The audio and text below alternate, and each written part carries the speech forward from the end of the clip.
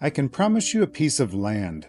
I can't promise you a home or electricity or running water, but I can promise a piece of land for each of your families. If you decide to say yes, are you willing to trust God with the rest? I was standing on a battered retaining wall in an urban park that had been destroyed by Hurricane Mitch just weeks before. The hundreds of eyes looking back at me belonged to survivors who had lost their homes in that same storm. The river that flowed just 100 feet or so from this park is the same one that raged into their neighborhood on the night of October 31st, 1998. It took everything they owned. One of the leaders of the community repeated the question to nearly 200 families standing there. "What do you think? Do you want to go with Michael?" With one voice, the survivors shouted, "Sí, vamos!" Yes, we'll go.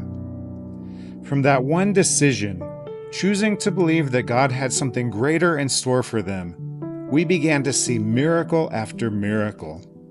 The first day we took over the hilly acreage that was an extinct cow pasture, armed with hundreds of machetes to clear away the scrub. We all wondered if we were crazy to believe that this would one day be their new home. But just owning that land, after so many people donated sacrificially to help them rebuild their lives, seemed like a promise we couldn't ignore. So we started shopping. The community members took daily steps of obedience, arriving at the land every morning to prepare it for the homes that they may or may not ever have the funds to build. God provided. He provided roads and electricity and water and sewage and, yes, even homes. He raised a beautiful community out of that scrubby cow pasture, one that they would decide to name after my mom, Villa Linda Miller. In the years since Villa Linda Miller became a vibrant, flourishing village, the abuelas of the community, the grandmas, often come up to me and tell me that Hurricane Mitch was the best thing that ever happened to them. God used the storm, they explain, to take them out of a squatter community at the edge of a polluted river to give them a literal city on a hill. A year before addressing that crowd of hurricane survivors, I was finishing my 4th year as an elementary school teacher in Houston. I had a great job, great friends, a nice, rewarding life. But I had spent 6 months in Honduras as a senior in college in 1993 doing an internship with an organization that worked with street kids. God had planted a disquieting call in my heart that would not go away. I resigned my teaching job in June, and on August 12, 1998, at the age of 26, I moved to Honduras. 2 months later, Hurricane Mitch became the second deadliest Atlantic hurricane on record. In the midst of tragedy, I saw God move mountains. I saw him defend the cause of widows and orphans. I literally saw him take 165 families out of the miry pit and place them on high ground. I saw God's mighty care for his people with my own eyes. You just don't witness miracles and remain unchanged.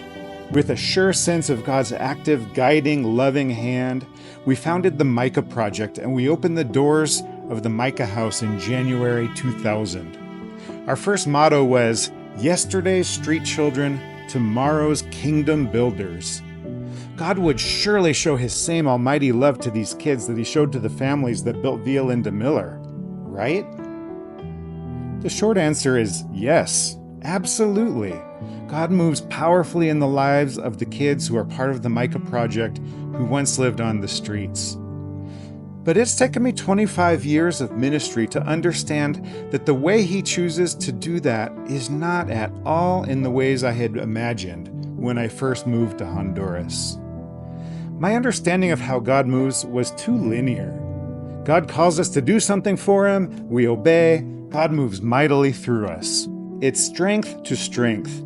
Our all-powerful God makes us strong so that we can do strong things for him.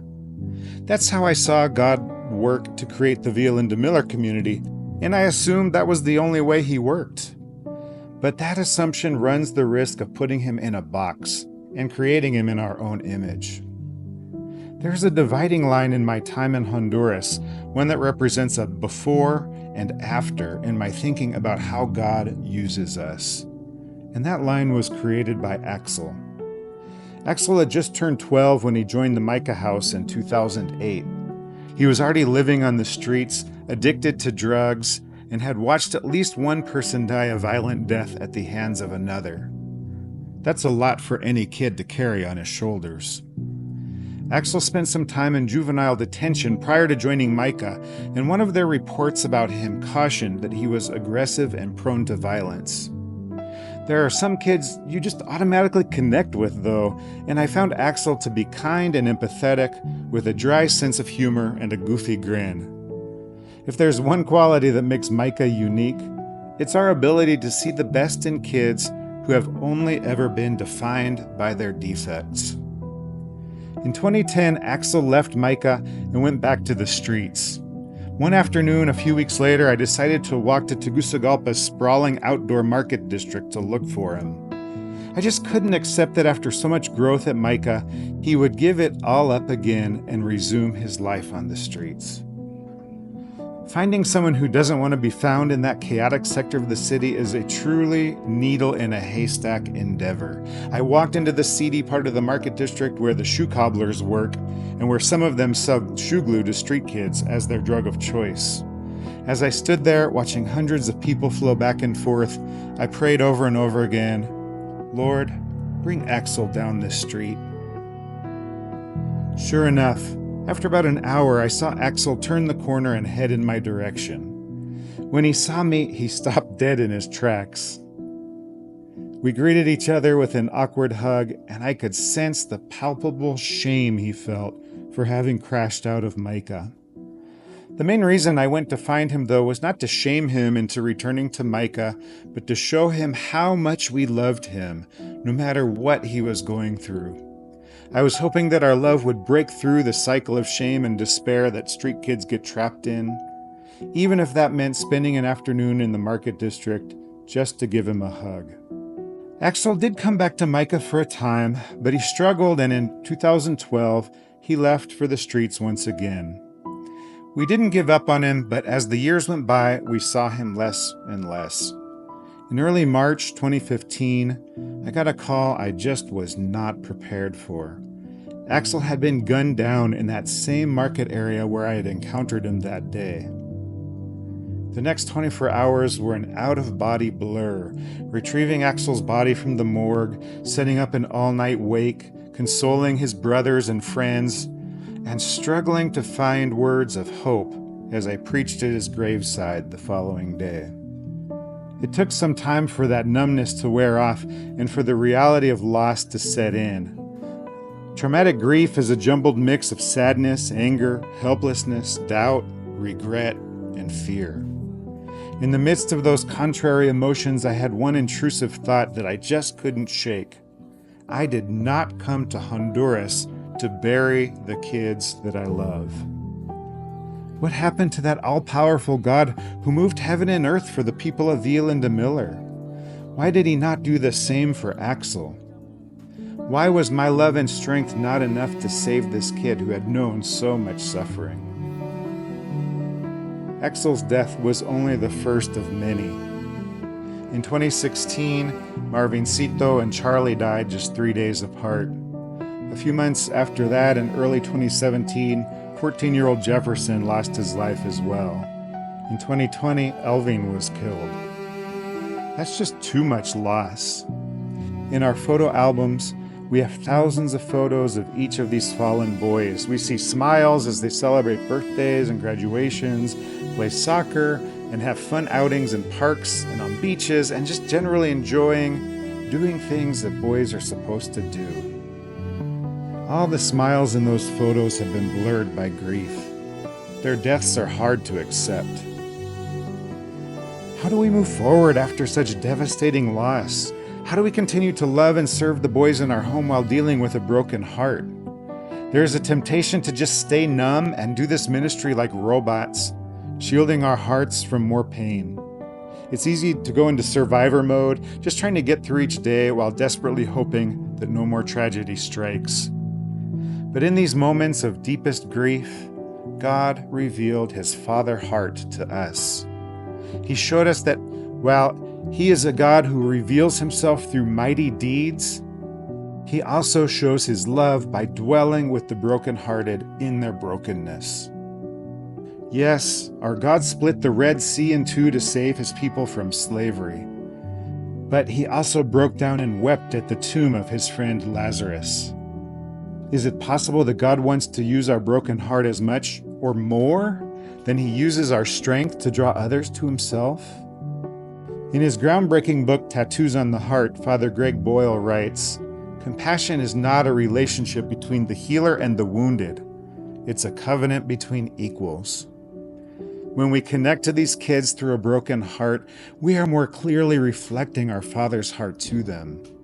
We realize that in our service to them, we are not looking down at them from above. Rather, we are engaged with them eye to eye, heart to heart. We're the same. Our brokenness connects with their brokenness, and somehow God uses that to move both of us closer to wholeness. That sounds crazy. But isn't that the power of the cross? A God who healed a broken world by choosing to become broken himself? Every day at Micah is a mix of joy and sorrow. We see guys achieving goals and celebrating successes who eat dinner every night right next to guys who are just one tiny jostle of the tightrope away from crashing back down into a dark pit. That's just the reality of working with this population. Engaging them with a broken heart has made me better at what I do.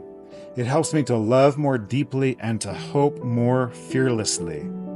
Even those moments of joy and triumph are made sweeter by a broken heart. It reminds us of how precious life is and how each sweet moment with these guys is a gift from the Lord. In the end, Axel's younger brother Julio reminded me of what is most important.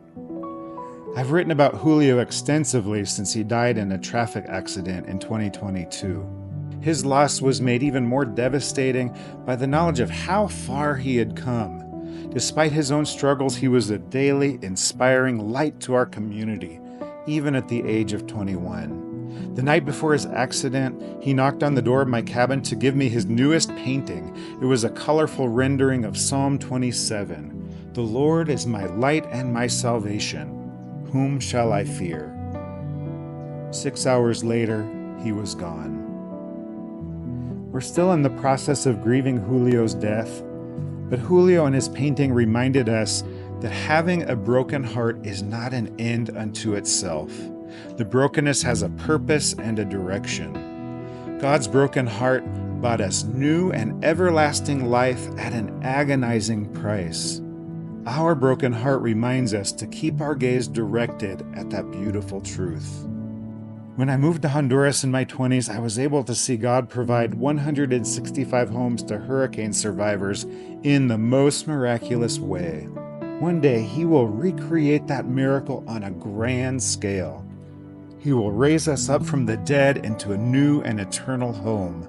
We will live side by side with Axel, Charlie, Marvincito, Jefferson, Elvin, and Julio in a place that will be so searingly beautiful that it will not even need a sun. A place where there will be no more death or mourning or crying or pain, for the old order of things has passed away. I am grateful for my broken heart. It sounds strange to admit, but it's true. It is my most cherished gift after 25 years of ministry in Honduras. It reminds me every day to wait with eager expectation for resurrection. It reminds me to love the kids that God brings into the Micah Project in their entirety. It reminds me that God did not choose me because of any strength I might have, but because He loves me enough to remind me that His strength is perfect in my weakness. I'm so grateful for my many co-laborers over the years who've had their hearts broken as well.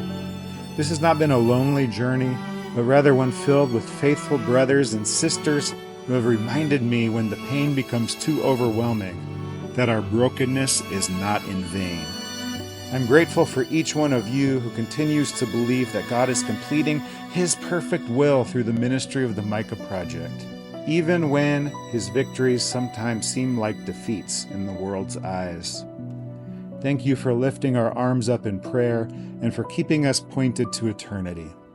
Thank you for allowing us to discover how God uses broken and battered hearts to draw his lost sheep back to his heart, his perfect, loving, broken heart. Your broken-hearted brother in Christ, Michael Miller.